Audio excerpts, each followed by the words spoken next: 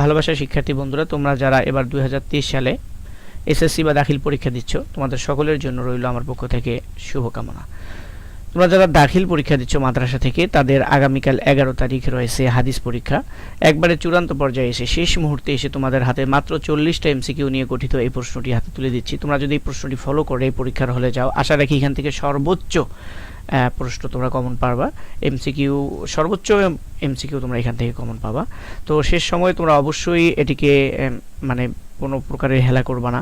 এখান থেকে তোমরা যদি খুব ভালোভাবে এই প্রশ্নটা ফলো করে যাও, আশা রাখি তোমরা এখান থেকে সর্বোচ্চ পরিমাণে প্রশ্ন কমন পড়বে। তোমাদের পাস মার্ক এখান থেকে অবশ্যই আসবে 25-30টা, আশা রাখি তো আসবেই, বেশিও আসতে পারে। মাত্র 40টার মধ্যে চূড়ান্ত সাজেশন তোমাদের হাতে দিচ্ছি, তোমরা অবশ্যই সাজেশনটি ফলো করে যাবে। তো এখান থেকে দেখো, তোমাদের প্রথম যে সাজেশনটির 1 নম্বর যে প্রশ্নটি সেটা হলো হাদিস শব্দটির বহুবচন কি। এখানে প্রত্যেকটাতে তোমরা যেভাবে প্রশ্ন তৈরি করা সেভাবেই আছে। একবচন হচ্ছে আল হাদিস, হাদিস এটাই হচ্ছে তোমাদের বহুবচন। কোনটি আহাদ এর অন্তর্ভুক্ত নয়, সেটি হচ্ছে আল খৈরিল মুতাওয়াল।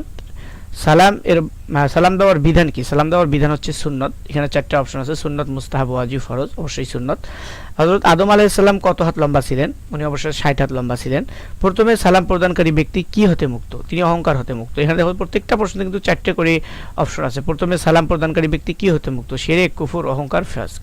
এখানে অবশ্যই অহংকার থেকে মুক্ত। এক মুমিন অন্য মুমিনের প্রতি কয়টি কর্তব্য আছে? 6টি কর্তব্য আছে।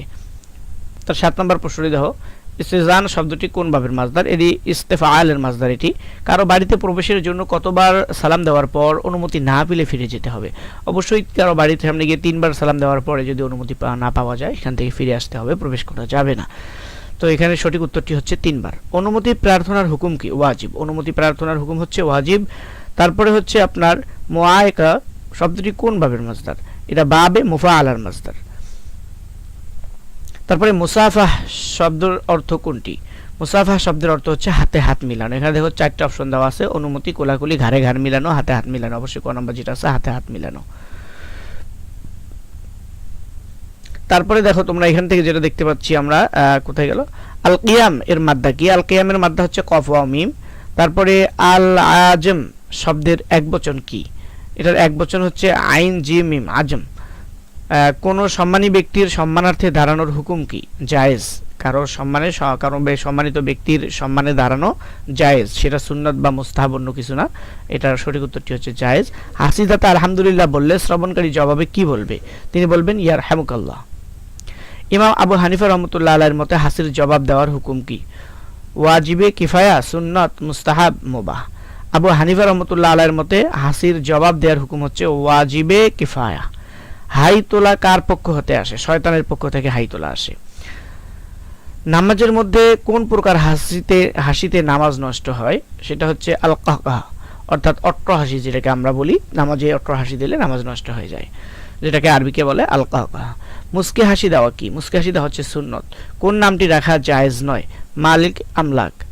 তারপরে হচ্ছে সর্বোত্তম নাম কোনটি?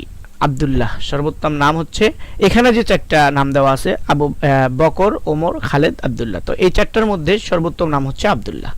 কিয়ামতের দিন কার নাম ধরে ডাকা হবে? কিয়ামতের দিন নিজের ও পিতার নাম ধরে প্রত্যেক ব্যক্তিকে ডাকা হবে।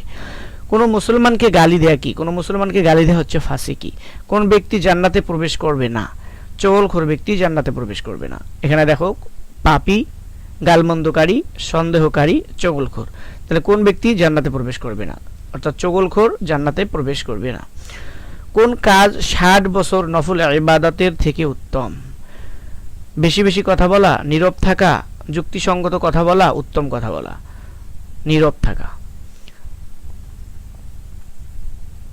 তারপরে মাজাহ শব্দের অর্থ কি? কৌতুক। মাজাহ শব্দের অর্থ হচ্ছে কৌতুক, হাস্যরস, ঠাট্টা, হেয় প্রতিপন্ন করা, এটা হচ্ছে কৌতুক। মাজাহ শব্দের অর্থ হচ্ছে কৌতুক। উমাইরের পাখিটির নাম কি ছিল? নুগাইর। উমাইরের পাখিটির সঠিক নাম উত্তরটি হচ্ছে নুগাইর। সম্মান কিসের ভিত্তিতে বিনীত হবে?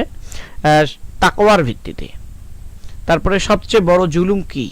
সবচেয়ে বড় জুলুম হচ্ছে কি? ফাসিকি, গালমন্দ, শিরক, বিদআত। সবচেয়ে বড়, এখানে আমি টিক দিতে ভুলে গিয়েছি, সবচেয়ে বড় জুলুম হচ্ছে গালমন্দ। পিতামাতাকে গালি দেওয়ার হুকুম কি?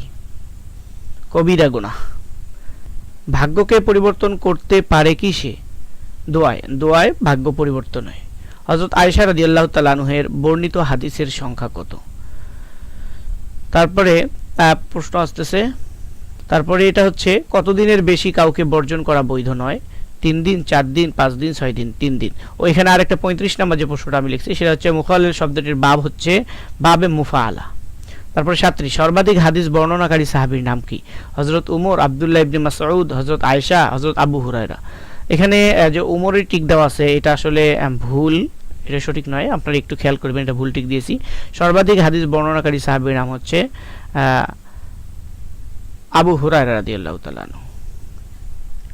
তারপরে তাড়াহুড়া কার পক্ষ থেকে আসে? তাড়াহুড়া আসে শয়তানের পক্ষ থেকে, যা সরিষা পরিমাণ থাকলে জান্নাতে যাওয়া যাবে না, অর্থাৎ সেটা হচ্ছে অহংকার। সঠিক উত্তরটি হচ্ছে অহংকার। যা সরিষা পরিমাণ যদি অহংকার কারোর মধ্যে থাকে সে জান্নাতে যাবে না। রাসূল সাল্লাল্লাহু আলাইহি ওয়াসাল্লাম এর প্রিয় খাদ্য কোনটি? সারিদ, খুরমা, গোশত, তালবিনা। সেটা হচ্ছে সারিদ।